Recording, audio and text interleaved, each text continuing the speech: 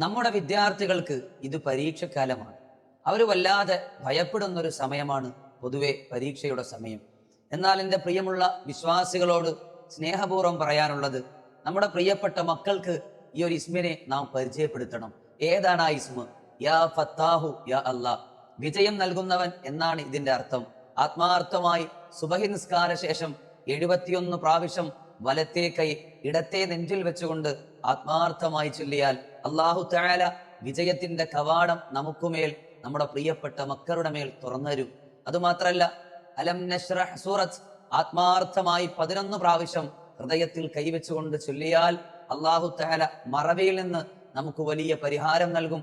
ഓർമ്മശക്തിയും അള്ളാഹുവിന്റെ സദാ ഔദാര്യവും നമുക്കുമേൽ ചൊരിയും. പരീക്ഷ തുടങ്ങാൻ പോയില്ലേ? ആത്മാർത്ഥമായി ഇന്ന് മുതൽ നിങ്ങൾ തുടങ്ങുക, നിങ്ങളുടെ മക്കളെ കൊണ്ട് ചെയ്യിക്കുക. ഇൻഷാ അല്ലാഹ്, അള്ളാഹുർക്ക് ഉന്നതമായി വിജയം നൽകി അനുഗ്രഹിക്കട്ടെ.